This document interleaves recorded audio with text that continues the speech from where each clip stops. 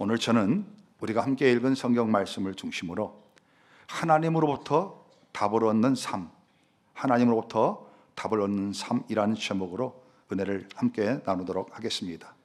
이곳에 역사하시는 성령께서 우리들의 마음의 문을 열어주시고 저와 여러분의 귀를 열어주셔서 말씀이 말씀으로 다가오게 하시고 은혜로 다가오는 귀한 시간이 되시기를 축복합니다.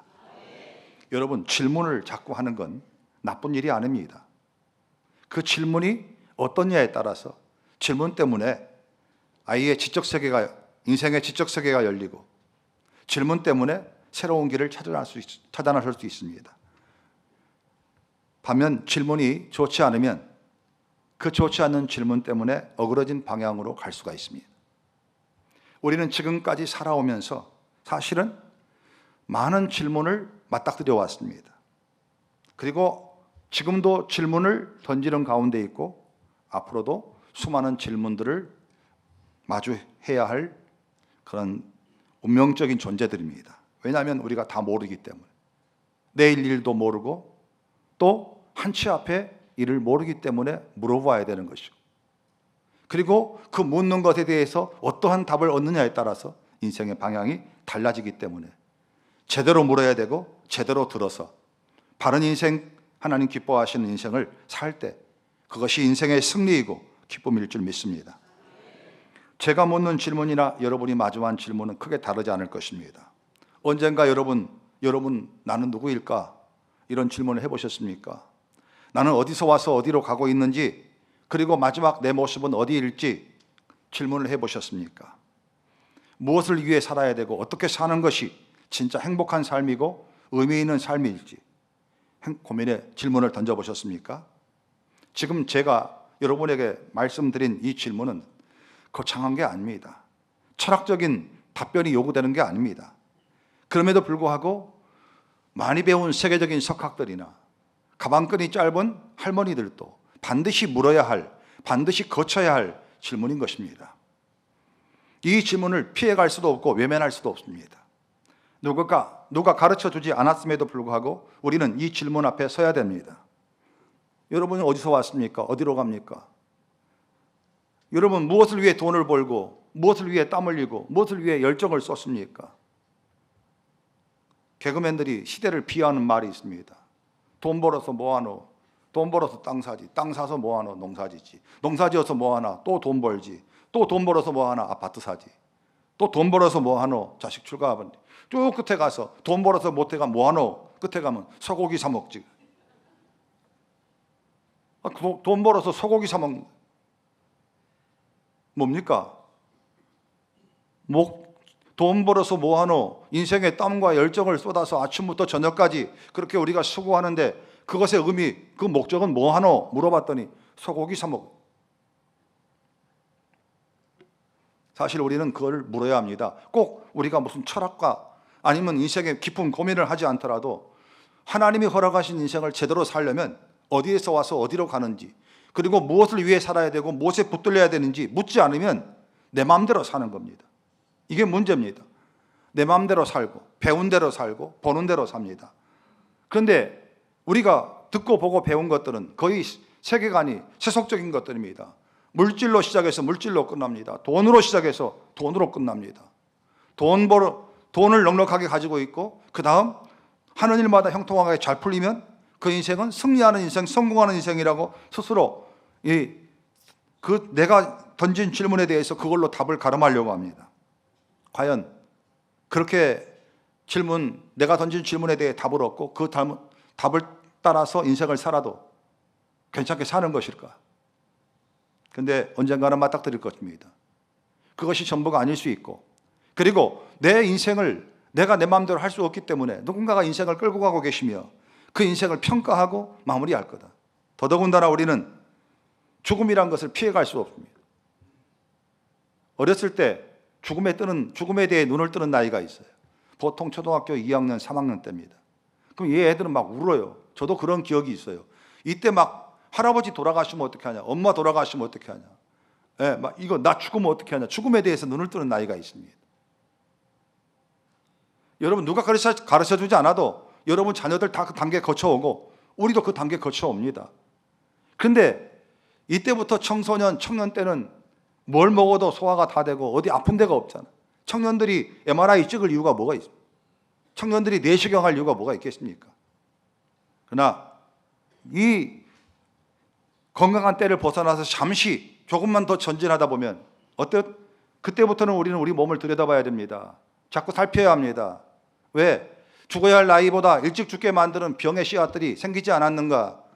그래서 자꾸 검진하는 겁니다. 그리고 인생의 시간이 더 진행되면 죽음이라는 것을 피할 수 없이 물어야 됩니다. 죽음이란 과연 무엇이냐? 진짜 죽음이란 끝일까? 아니면 내가 성경을 통해서 하나님 말씀을 통해 들었던 대로 죽음 이후에 새로운 문이 열리고 그 문을 열어 가면은 나를 맞아주시는 주님이 계시고 예수님 때문에 영생복락으로 영원한 시간을 하나님과 보낼 수 있는 영원한 생명으로 들어갈 수 있는 길이 과연 있는 것인가? 주기철 목사님이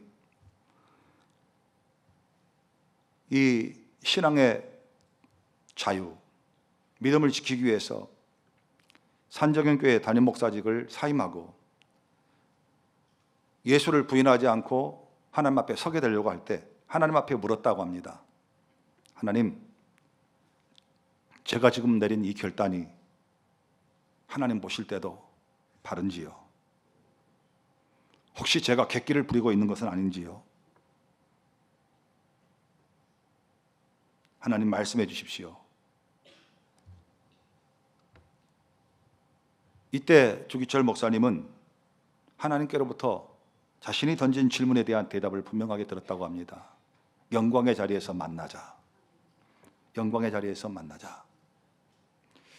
여러분, 죽음은 우리가 피할 수 없는 우리에게 다가오는 선물인과 동시에 숙제입니다. 죽음이 없다면 세상이 얼마나 난장판일까요? 죽음을 무서워하지 않고 산 사람은 얼마나 사람들을 도구로 써먹고 자기의 탐심과 정욕을 이용해서 사람들을 죽이기도 하고 도구로 쓰기도 하고 얼마나 잔인한 일들이 많습니다. 그렇게 잔인한 인간도 죽는 거고 하나님께서 인생에게 주신 선물은 죽음이에요.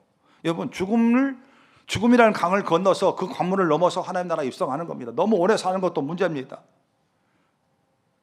그 연세대학교 교수님인가요? 그분 너무 오래 살다 보니까 며느리가 자기보다 더 허리가 굽어가지고 아무것도 못하는 거예요.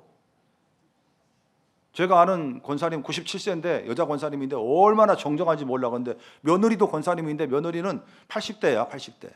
며느리가 더 쟁쟁돼 갖고 이 할머니 권사님이 시어머니가 며느리 손잡고 다녀.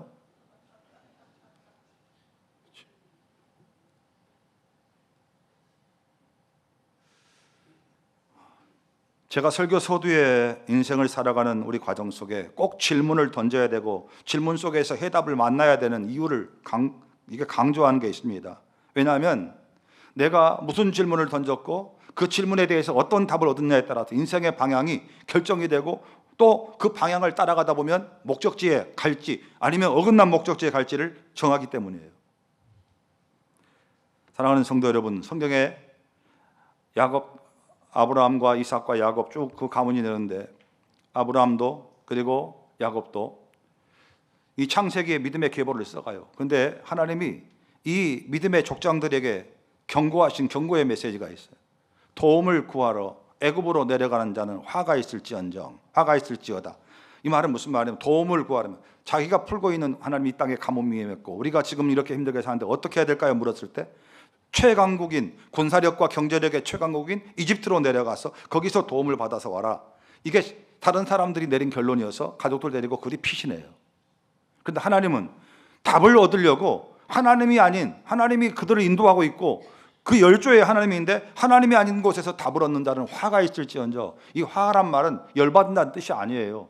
성경에 화가 있다 해서 이 화는 히브리어로 호의라는 단어입니다. 호의. 이 호의는 뭔 뜻이냐? 사람 죽었을 때, 사람 돌아가셨을 때 곡하잖아요. 우리나라는 뭘로 곡합니까? 아이고예요. 그래서 인생의 답을 찾기 위해서 세상의 경제력, 세상의 군사력의 방점에 있는 애굽을 찾아 나가는 자들은 곡할 소리가 난다는 거예요. 답을 하나님이 아닌 다른 곳에서 찾는 인생은 결국은 그렇게 통곡하면서 초상집에 곡하는 소리로 인생이 마무리된다는 하나님의 경고예요. 그 무슨 말입니까? 그럼 어떻게 해야 됩니까? 군사력, 경제력을 다 무시하고 초야에 묻혀서 거기서 살아야 됩니까? 아닙니다. 하나님은 우리의 창조주이시고 우리를 불러서 우리에게 우리 인생에 하나님 뜻을 맡기신 분입니다. 공급자이시고 치료자이시고 우리를 흥하게도 하시고 쇠하게도 하시는 모든 것들의 모든 것 되시는 분입니다. 그 하나님이 내 아버지 되시기 때문에 하나님께 물으라는 겁니다. 애굽으로 군사력과 경제력의 방쪽에 있는 이집트로 내려가지 말고 은밀한 중에 도시고 고요한 중에 응답하시는 하나님께 구하라는 거예요. 할렐루야. 하나님은 왜 다른 곳에서 답을 찾는 것이 얼마나 위험하고 얼마나 위험천만한 일인지를 눈을 뜨라는 겁니다. 여러분, 성경에 욥기라는 책이 있습니다. 우리가 욥기 말씀을 읽었어요. 많은 사람들이 욥 하면은 딱 떠오르는 게 있습니다. 의인, 고난받는 의인 욥. 의인도 고난받는다 이렇게 하고 욥기를 끝내면 안 됩니다. 성경에 66권의 책이 있는데 그중에 창세기, 출애굽기, 레위기, 민수기, 신명기 5권의 책을 뭐라고 그럽니까? 모세오경이라고 그래요. 율법서라고 그래요. 그 다음에 또 뭐 이사야, 예레미야 뭐 이런 말씀, 학계, 스가랴 이건 뭐라고 그러면 예언서라고 그래요. 그 다음에 사무엘상하, 역대상하 이런 말씀을 역사서라고 그래요. 그런데 잠언, 전도서, 그 다음에 오늘 우리가 읽은 욥기, 이 부분은 지혜문학이라고 그래요. 지혜서신이라고 그래요. 지혜서신. 뭐냐? 인생을 추적해 오시면서 솔로몬의 인생, 욥의 인생 하나님이 추적해 오시면서 그 과정, 인생 살아가는 사람들이 하나님께 질문을 던지고 그리고 그 질문에 대해서 하나님이 어떻게 반응하시는지 이 부분에 대해서 욥기와 전도서와 또 잠언을 통해서 하나님의 교훈과 메시지를 배우라는 거예요. 여러분, 우리가 잘 알다시피 욥은 동방 우스 땅에 사는 부자였고 하나님을 경외하는 훌륭한 신앙인이었어요. 그럼 우리가 꿈꾸는 거 2가지를 다 가진 거예요. 욥은 첫 번째 뭐가 많아? 돈이 많아. 보통 부자가 아니라 허벌난 부자예요. 또 돈도 많은데 거기까지 뭘까지 좋아? 신앙까지 좋아. 우리가 얼마나 꿈꾸는 거예요? 돈도 많아, 신앙도 좋아. 그러면은 얼마나 이 사람이 칭송받겠습니까? 가만히 보면 돈은 많은데 믿음은 없어요. 왜? 그 돈 모으려고, 악착같이 모으려고 주일이고 뭐고 죽도록 일하고 하나님 앞에 헌금 드리는 순간에 피해가고 그렇게 해서 돈은 많은데 믿음은 없는 사람들이 사실은 태반이야. 교회에도 돈 많다고 하는 사람들 가운데 믿음 없는 사람들 보면은 좀 회의감 들 때가 많아. 2번째, 믿음은 좋은데 뭐는 없어요? 돈은 없어. 믿음은 좋은데 목사님 걱정하지 마, 성경 건축 내가 할게.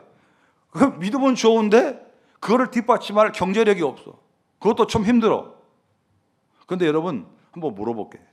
돈은 많은데 믿음 안 좋은 거 택할라우? 아니면 믿음은 좋은데 돈이 없는 걸 택할라우? 극단적인 질문인가? 예? 여러분 어떤 거 택할라우? 고민하셔요? 큰일 났구만. 예? 당연히 선택해야지. 돈은 많은데.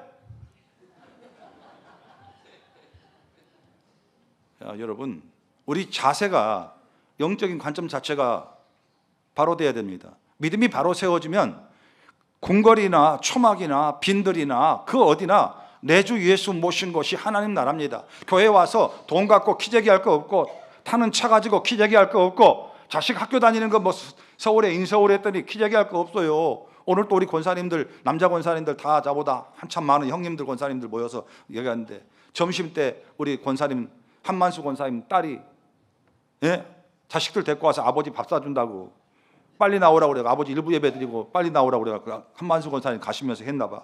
그랬더니 우리 권사님들이 뭐라 한 줄 알아? 아유, 남자들, 이놈들, 아들도 없는데 다 필요 없어. 딸이 최고요. 그러고 있는 거예요. 그리고 어렵게 키웠대. 그 딸을 군산에서 한만수 권사님 뭔 일 때문에 빚을 많이 져가지고 서울에 와서 돈을 보내서 이제 그 빚을 갚아야 되는데 그 빚 받을 사람이 보증을 세우라고 보증 놔두고 하라니까 보증 세울 게 없어. 거시기 찢어지게 가난하니까.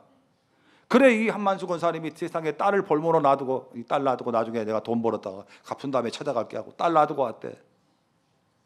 그래 나중에 두네 분이 뼈 빠지게 일해서 돈 벌어서 그 돈 6개월 만에 빚 다 갚고 그 딸을 찾아왔대. 얼마나 귀한 딸이겠어. 그 딸이 아버지 밥 사준다고 하니까 얼마나 좋겠냐. 여러분, 이 욥이 우리가 그렇게요. 돈 많고 신앙 없는 것 나중에 믿으면 더 좋아지니까 되겠다. 그런 거 선택도 하지 마시오. 그런 꿈도 꾸지 마시오. 뭐예요? 너희가 재물과 하나님을 겸하여 섬길 수가 없다고 그랬습니다. 목표가 먼저 하나님이 돼야 돼요. 그러면 그 하나님의 은혜 안에서 돈이 없으면 돈 벌 수 있는 길을 하나님께 여달라고 기도하고, 또 게으른 사람은 부지런해야 되고 많이 쓰는 사람은 적게 쓰고, 그러면서 가난을 헤쳐나가는 거예요. 그러나 돈이 있어도 하나님이 없으면 안 돼. 재물과 하나님은 구조상 같이 못 가. 돈이 우선인 사람은 절대 하나님을 하나님답게 못 믿어요. 돈 복종 못 시켜요. 돈 때문에 사람도 죽이고 배신하는 시장인데, 돈이 딱 하고 첫 번째로 이 중점이 박혀 있으면 하나님 앞으로 절대 못 와. 그러나 믿음이 바로 세워져 있으면 그 믿음으로 살고 하나님의 은혜를 쫓아 살다 보면 하나님이 주신 은혜 가운데 재물을 얻을 능력도 있고 필요할 때마다 하나님이 채워주시니까 그 사람처럼 큰 부자는 안 되더라도 하나님 앞에 평안하게 사는 거예요. 그러니까 방향 잘 정해야 돼. 고민할 것도 없어. 돈 많은데 믿음은 조금 부족한, 돈은 많은데 믿음 부족한 집으로 장가 갈 거냐, 시집 갈 거냐. 아니면 믿음은 있는데 경제적으로 좀 어려운 집인데 그 집으로 장가 갈 거냐. 고민할 거 없어요. 어디로 가야 돼요? 돈 많은 집으로.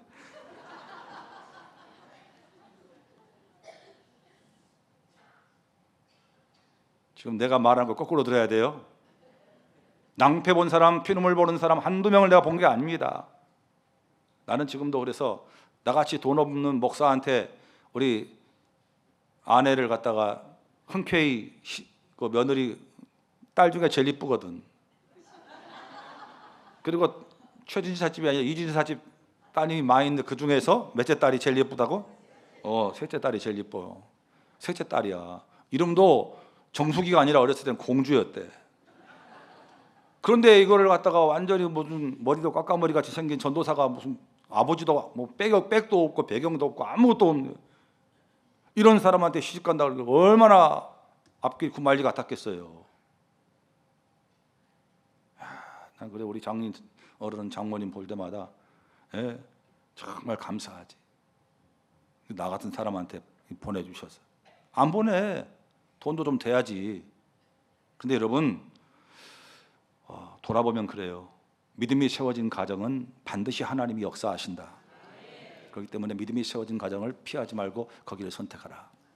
자, 욥이 이런 사람인데 돈도 많고 하나님 경외하는 사람인데 욥에게 덜커덕 이 마귀가 겁도 없이 욥의 인생에 개입해 와요.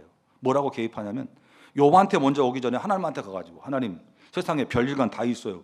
누군데? 욥이란 사람이 있는데 돈도 많고 신앙도 좋아요. 그런 사람도 많지. 우리 에덴교회도 돈도 많고 신앙도 좋은 사람도 많았으면 좋겠어. 아멘 안 해요? 자, 우리 그럼 에덴교회는 돈은 없는데 믿음 충만한 사람만 있었으면 좋겠어요? 그러면 돈은 많은데 믿음 없는 사람들만 모였으면 좋겠어요?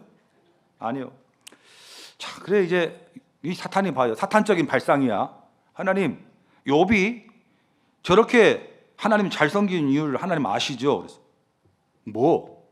저거 하나님이 욥한테 물질적으로 복을 주니까 욥이 저렇게 하나님 잘 섬기는 거지. 자식들도 많고 잘 사니까 저렇게 하나님 잘 섬기는 거지. 저 두 가지 돈하고 가정의 행복, 가정의 자식들 다복한 거 빼버리면 욥은 하나님 안 섬깁니다.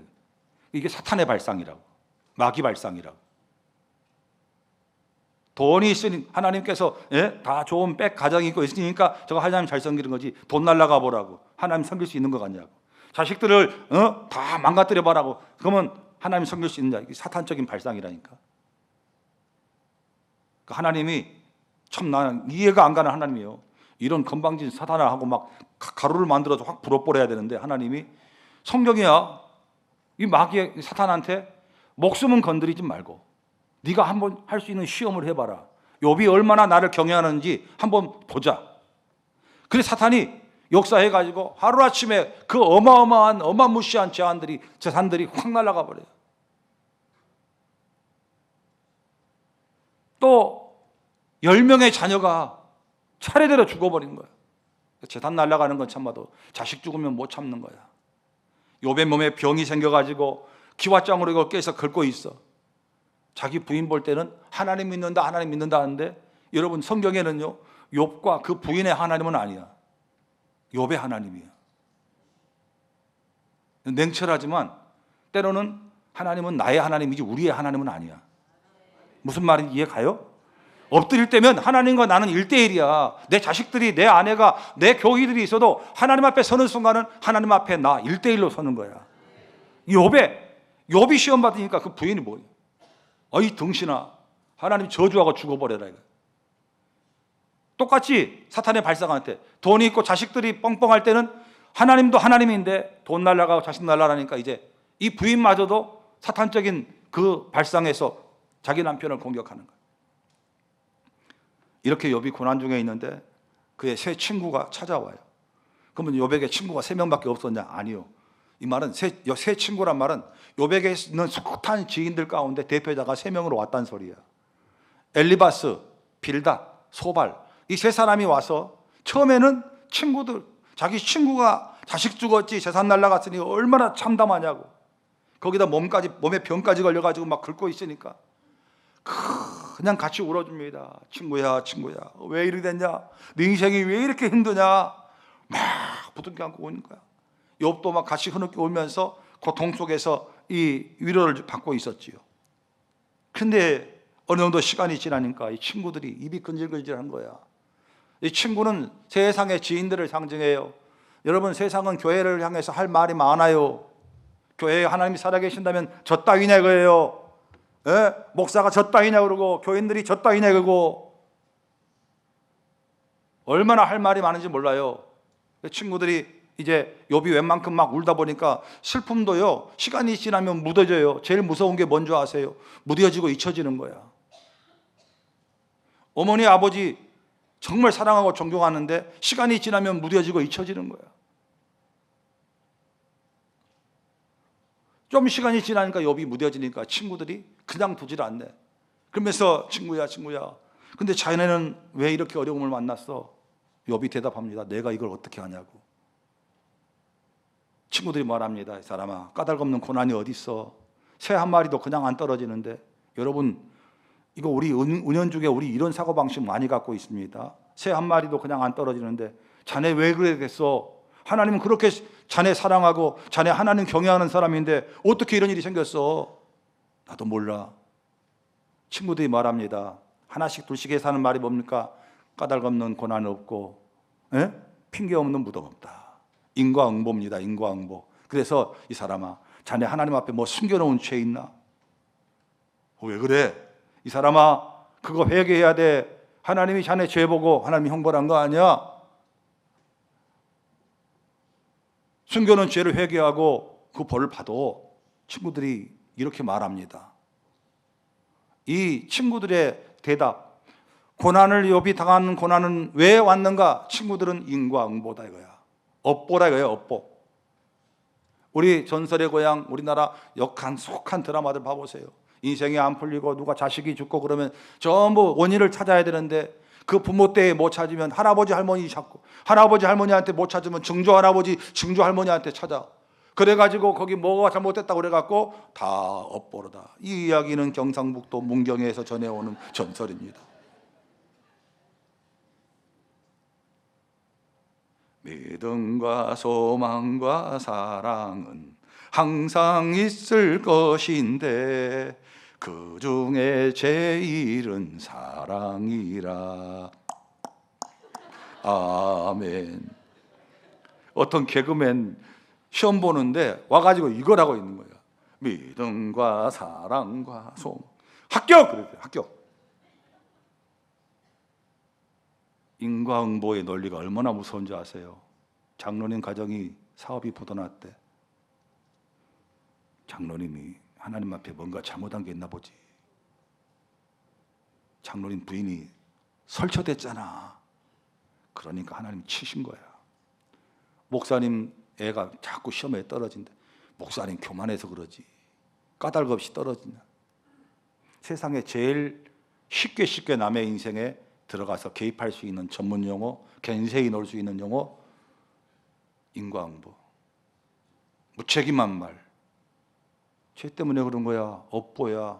이게 다 어디서 우리가 수백 년 우리 민족의 역사를 끌어온 우리 민족의 종교가 다 업보로다, 업보로다.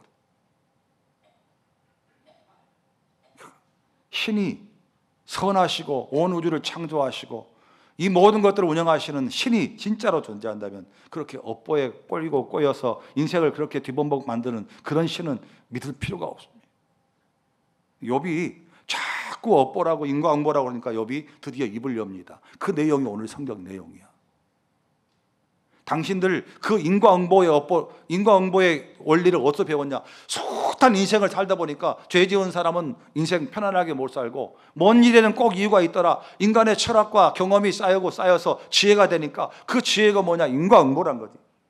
그러니까 우리가 답을 세상의 지혜, 인과응보, 세상의 경험, 내 부모님 또 내 주변의 사람들은 내보다 먼저 산 사람들은 어떻게 살았나? 이거를 물을 때 여러분 대부분 경험에 의해서 내가 볼 때 눈 잡고 이렇게 저 전라도 사람들하고 결혼시키지 말아라. 이런 사람 믿지 말아라. 배신 때린다. 얼마나 우리가 부모들이 당한 걸 경험을 해. 그런데 진짜 중요한 사람을 그 말 때문에 놓치는 경우가 있어.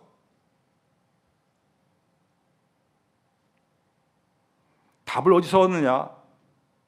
욥의 친구들은 세상적인 지혜가 녹중됐으니까 그 지혜를 무시하지 말아라. 사람들이 인과응보랑 논리를 그냥 했겠냐? 맞습니다. 여러분, 업보입니다. 인과응보입니다. 이거 거의 다 풀립니다. 이거 가지고. 그러나 하나님이 지휘하시고 하나님이 진두지휘하시는 고난 뒤에는 하나님의 뜻 뒤에는 우리가 모르는 거예요. 우리 찬양가 있잖아요. 왜 내게 이런 슬픔 찾아왔는지, 왜 나에게 이런 고통이 찾아왔는지 원망하지 마세요. 고난의 등 뒤에 계신 주님이 계시잖아요. 힘을 내세요. 힘을 내세요. 모르지. 고난이 오면은 고난만 보이지 고난의 등 뒤에 계신 주님이 어떻게 보이냐고. 그런데 하나님은 말씀하시는 거예요. 고난만 보지 마라. 고난 뒤에 내가 널 사랑하는 주님이 그 고난과 함께 너에게 다가오시니 고난을 이길 힘을 줄 것이다. 피할 지혜를 주실 것이다. 고난을 그냥 넘어보내지 말고 고난을 유익 삼아서 정금같이 단련받고 훈련받고 하나님 앞에 아름다운 도구로 나와라. 여러분, 죄 때문에 당하는 고난이 있고 하나님이 나를 연단시켜서 나를 통해 나를 거룩한 그릇으로 만들고 하나님 쓰시는 좋은 인재 만드시기 위해서 하는 고난이 있는데, 죄 때문에 받는 고난은 회개하면 끝나지만 하나님이 나를 들어 쓰시고 나를 훈련시키고 나를 연단시키는 고난은 이유도 몰라. 그런데 어떻게 합니까? 인내를 온전히 이루라. 이는 온전하고 구비하여 조금도 부족함이 없게 하라. 한 영혼 전도하는 것도 인내함으로 내 영혼을 얻느니라고 말씀하셨어요. 그러면 예수 믿는 사람도 무조건 참아야 됩니까? 아닙니다. 분명히 말씀드렸잖아요. 하나님, 이 고난 앞에서 제가 먼저 회개합니다. 회개할 수 있는 회개의 영을 부어주셔서 이 죄 때문에 찾아온 고난에 대해 제가 회개하겠습니다. 회개했음에도 불구하고 고난이 찾아올 때는 하나님의 뜻이 있겠구나. 그때는 고난의 등 뒤에 계신 하나님을 보려고 믿음의 눈을 열어달라고 기도해야 되고, 기도하면서 떼굴떼굴 구르며 가슴을 치면서 하나님, 나에게 왜 이런 고난이 왔어요? 하나님, 왜 나한테 그러세요? 왜 나한테 이러세요? 물으면서 씨름하면서 눈물이 진물이 될 때까지 하나님 앞에 기도하면서 이 고난이 내가 넘어지는 고난이 아니라 나를 빚으시고 나를 정금 갖게 하시는 하나님의 큰 풀물불 속에 내가 들어가 있다는 것을 알게 해달라고. 너희 중에 고난 당하는 자가 있느냐? 기도할 것이. 즐거워하는 자가 있느냐? 찬송할 것. 고난 중에 기도하면 말씀을 통해서 하나님 답을 주시고, 고난 중에 말씀 펴들면 그게 읽혀지나 하지만 하나님 말씀은요, 우리가 이해하는 대상이 아니에요. 공부하는 대상이 아니에요. 하나님 말씀은 하나님 자신이에요. 그냥 성경을 읽는 게 믿음이라고 말씀드렸잖아. 이걸 깨달아지는 게 아니라 한 장 읽으면 한 장 믿음이고, 두 장 읽으면 두 장 믿음이고, 5분 읽으면 5분 믿음이라고. 왜? 성경을 읽는 게 믿음이라고. 말씀 속에서 하나님을 만나니까. 하나님은 어떤 경로를 통해서 나에게 다가오신다고. 기도도 마찬가지지요. 기도하는 것이 믿음이에요. 5분 10분 기도가 중요한 게 아니라 여러분이 기도하는 것 그 자체가 하나님이 여러분에게 말씀하시고 여러분에게 설명하시고 여러분에게 감동 감화하는 시간이니까 5분이든 10분이든 엎드려 기도해야 돼요. 욥이 정리합니다. 당신들의 지혜로 인과응보로 나에게 말하지만 나는 하나님 앞에 뭐 죄를 안 졌단 말은 교만한 말이지만 나는 하나님 앞에 경건합니다. 그러면서 욥이 하나님이 이 세상의 지혜들에 대해서 어떻게 판단하시고 어떻게 이 세상의 지혜들, 사람이 뭐 쌓아놓은 지혜, 지식, 우리가 답을 얻는 그 원천들에 대해서 하나님이 막아버리면 막히는 거고, 아무리 좋은 옥토 같은 땅도 하나님이 물을 막아버리면 2년도 못 가서 사막됩니다.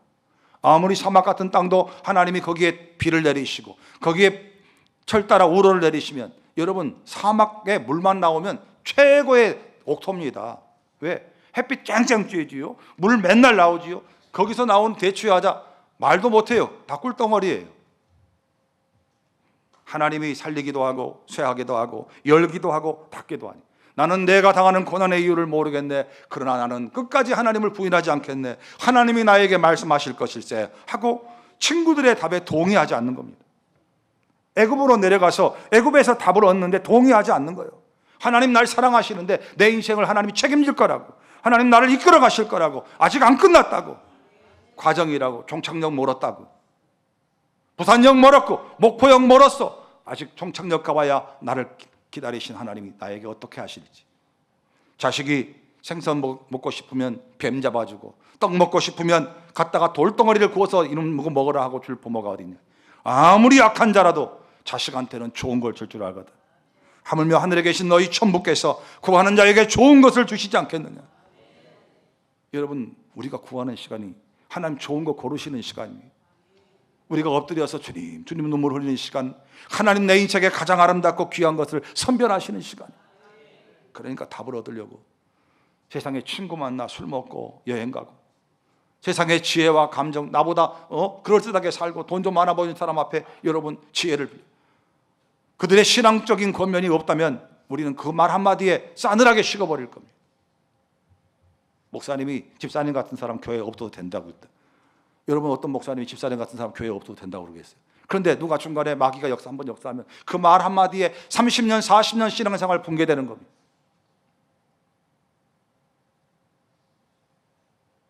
사람 말에 귀를 기울이는 것, 물론 소통과 또 교제를 위해서 필요하지만 우리의 원천적인 문제 해결은 은밀한 중에 보시고 고요한 중에 응답하시는 하나님, 주님 제가 어떻게 해야 할까요? 주님 제가 어떻게 살아야 할까요? 물을 때 주님, 우리가 읽은 말씀을 통해, 우리에게 주신 기도를 통해, 우리 안에 계신 성령을 통해 말씀하실 거예요. 사실 저는 지지난주부터 이 고민을 해왔어요. 그때 나만 고민한 게 아니라 저 수산성결교회 구자원 목사님도 같은 고민을 하고 계시더라. 그 목사님도 이제 목회 정년이 얼마 안 남았어요. 나보다는 적게 남았지. 근데 그분이 왜 나는 이거밖에 안 될까? 열심히 선하게 착하게 목회한 것 같은데 왜 우리 교회는 부흥이 안 될까?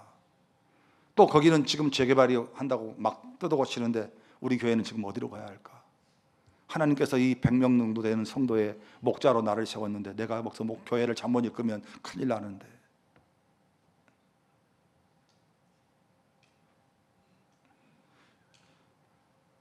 제가 고민했던 부분을 그 목사님도 같이, 힘이 너무 무거운 거예요. 어떻게 헤쳐나가야 될지.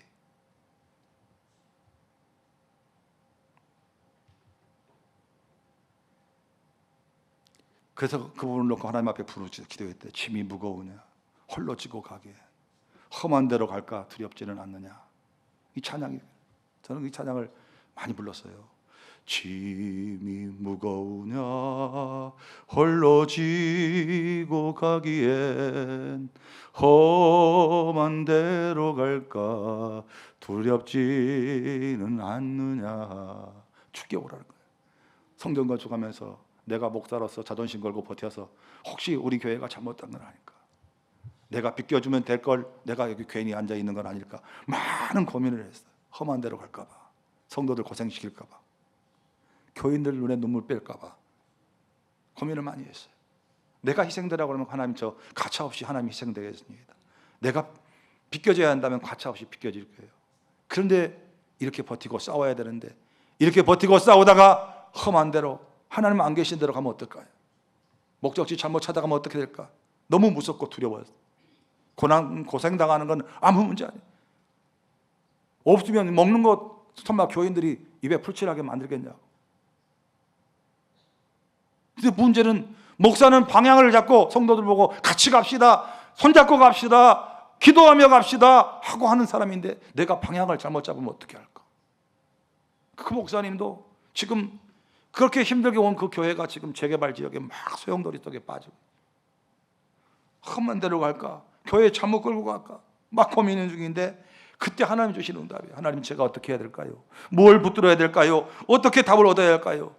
그때 하나님은요, 내 도움의 원천인 하나님을 구하라, 여호와 하나님을 바라라, 응답이 분명합니다. 그러면서 신약의 사도 바울을 통해 하나님 말씀하시, 십자가의 도가 멸망당한 사람들에게는 미련한 것이 구원받는 우리에게는 하나님의 능력이니 너는 모든 만사, 모든 문제를 십자가를 지고 십자가를 지는 방식으로 풀어나가라. 누가 죽어야 할 것이 있다면 네가 죽으면 되고, 누가 손해봐야 할 사람이 있다면 네가 손해보면 되고, 누가 희생할 사람이 있다면 네가 희생하면 된다. 예수님이 날 살리기 위해서 죽으셨고 예수님이 날 구원하기 위해서 희생당하셨으니까 네가 그렇게 하면 된다. 그 목사님, 그렇습니다. 십자가밖에 없습니다. 여러분, 하나님께서 우리에게 주신 가장 뚜렷한 답은 예수 그리스도이고 예수님의 생애의 가장 중요한 방점은 십자가입니다. 여러분이 어떤 문제, 어떤 갈등, 어떤 얽히고 섞인 문제가 있습니까? 안 풀어집니까? 결국은 우리는 십자가로 풀어야 합니다. 누가 죽어야 할 때 내가 죽어야 하고, 누가 손해봐야 할 때 내가 손해봐야 하고, 누가 눈물을 삼켜야 할 때 내가 눈물을 삼키면, 할 말 많지만 입을 다물라 주님이 십자가에서 도달장 끌려가는 양처럼 입을 다물고 계실 때 그 모습이 저와 여러분이 된다면 문제가 더 이상 번지지 않습니다. 여러분, 불이 붙어도 그 불을 붙으려면 옆에서 바람을 불든지 땔감을 갖다 줘야 불이 붙은 거예요. 어저께 우리 남전도의 옥상에서 고기를 구워 먹었는데 가스, 이거 토치램프 여기다가 불을 붙이는데 잘못 붙어가지고 가스통에 불이 붙어버린 거예요. 갔더니 그쪽 구석탱이에다가 가스통 불 붙은 걸 놔두고 권사님들이 아무렇지도 않은 것처럼 그 고기를 이제 막 준비하고 있어. 그래서 내가 저거 젊은 집사님 보고, 야, 그 소화기 갖다 꺼버려라 그랬더니 그 집사님들 하는 말이 있어. 목사님 그거 냅둬요. 그러고. 왜요? 그랬더니 저 통에 옆에가 지금 뭔가 지금 완전히 밀폐가 안 돼서 지금 가스가 그리 새어나오니까 속에 있는 가스 다 타면 알아서 꺼집니다 그러더라고. 그러고는 그냥 아무렇지도 않은 거예요. 나는 빵 터질까 봐. 여러분, 빵 터지면 면적이 넓은 사람이 많이 맞겠어요? 면적이 좁은 사람이 적게. 자기들은 다 호리호리한데 나는 아니잖아. 아니야 다를까 조금 있었더니 가스통에 있던 불이 씩 사라지더라고. 그 말 무슨 말이요? 속에 있는 가스 다 태웠다는 소리입니다. 마귀 역사도 똑같습니다. 태울 것이 있으면 계속 역사합니다. 갔다가 또 누가 옆에다가 훅훅 바람 불면 또 계속 역사합니다. 그러나 십자가 사랑, 십자가 은혜로 더 이상 태울 것을 공급하지 않아. 내가 할 말 안 해버리면 되고, 내가 희생해버리면 더 이상 뗄감이 없는 거지요. 그러니까 거기서 끝나는 겁니다. 여러분, 은혜로운 교회가 문제가 없어서 아니라니까. 여의도 순복음교회가 우리 교회보다 문제가 많을 것 같아요? 적을 것 같아요? 내가 볼 때는 백발백중, 천발천중 더 많습니다. 왜? 거기는 교인들이 많잖아. 수십만 명이잖아. 그러니 수십만 가지 문제가 있을 수밖에 없어요. 없는 것처럼 하는 거지. 그런데 그게 없는 것처럼 보이는 게 교회 실력이라고. 맨날 어떤 교회는 지지고 볶고 하면서 맨날 교회가 시끄러운데 어떤 교회는 그렇게 큼에도 불구하고 몸이 많은 것 같은데도 평온한 것처럼 보이는 게 그 교회 성도들의 영적인 실력이라고. 문제가 더 비화되지 않도록 문제 속에 뗄감을 안 주는 거라고. 다 태워버리는 거야 우리가. 그리고 더 이상 바람을 공급하지 않는 거예요. 그렇구나. 결국은 남아있는 목회 여정도 십자가구나. 우리 장로님들도 참 이런 거 생각하면 무겁지요. 그런데 제가 그래서 어느 날 하나님이 무거워하지 마시라. 여러분, 급류를, 세상에 이 무서운 급류를 가는데 몸에 일부러 납덩어리를 메고 들어가요. 여러분, 군산 앞바다, 목포 앞바다 물살이 얼마나 센 줄 아세요? 수영 잘한다고 거기 까불다가 다 죽어. 여기도 텅 떨어졌으면 하나, 둘, 셋, 넷, 다섯 하면 쫙 20m 내려가 있어. 슉 또 내려가요. 손도 못 써요. 수영. 여기서 떨어지면 저기 어디냐, 홍도에 가서 나온다고. 그래서 홍도에 오지 말아야. 그렇게 빨라요. 그건 무슨 수영이 통하겠습니까? 그래서 잠수하는 사람들은 몸에다가 납덩어리를 몇십 킬로를 갖다 쑥 들어가요. 우리가 짐을 지고 있고 우리가 감당할 수 있는 무거운 짐이 있을 때 그거 사실 우리를 버티게 하신다고. 가정에 아버지 짐을 지고 있으니까 가정에서 아버지가 버티는 거고, 엄마는 살림하고 아이들 양육하는 데 있어서 엄마가 짐이 있으니까 그거 버티는 거야. 이 짐 없어 봐 훨훨 날아간다고. 아버지 날아가, 어머니 날아가, 집꼴이 좋아지겠다. 그러니까 힘이 있으니까 할 말 못하고, 여러분 뭐 남편이 아무리 잘해도 여자들이 할 말 다 속에 삭히는 거지. 남자들도 부인들한테 뭐 아무리 해도 남자들도 삭히고 사는 거. 목사님 뭐 다 그래 삭히고 살고. 교인들이 목사님한테 할 말 없겠어? 그렇죠? 이게 많아요. 다 삭히고 사는 거지. 그 짐이 살려. 버텨요. 쓸려가지 않도록 우리를 붙들어준다고. 그러니까 이거 감당합니다. 하나님이 주신 은혜로 넉넉히 승리합니다. 자, 오늘 욥의 인생을 보면 결국은 욥기 결론은 뭐냐면, 욥이 하나님께 답을 얻어요. 예? 그 고난의 이유를 설명하지 않아요. 그런데 욥은 변함없이 하나님을 경외해요. 그러니까 하나님은 내가 욥이 경외하는 줄을 인정했기 때문에, 욥이 그전에는 귀로만 들었다가 이제 눈으로 내가 하나님을 보았습니다, 이제는 더 흔들리지 않습니다 하고 결론을 내리니까 욥의 삶은 회복이 돼요. 귀로만 듣는 신앙, 귀로 듣는 신앙도 귀하지만 내가 눈으로 본 하나님은 평생 못 잊어. 나를 만나주신 하나님, 쓰라린 삶의 현장에서 나를 만나주신 하나님 내가 보았다면 못 잊고 사는 거지.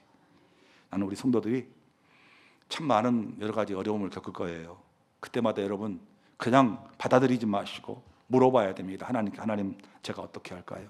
어떻게 하는 것이 하나님 뜻이고 어떻게 하는 것이 하나님 영광일까요? 답은 뻔합니다. 주님은 십자가 무한 영광일세. 십자가로 가까이. 하나님의 모든 답은 십자가에 있습니다. 그럼 십자가가 패배냐? 십자가가 파묻혀서 사라지는, 흔적도 없이 사라지는 잊혀짐이냐? 아니요. 십자가로 원수의 권세를 면하시고, 십자가로 막 원수된 것을 허물어서 화목해 하시고, 십자가는 다 승리였어요. 십자가 지는 사람은 다 승리였어요.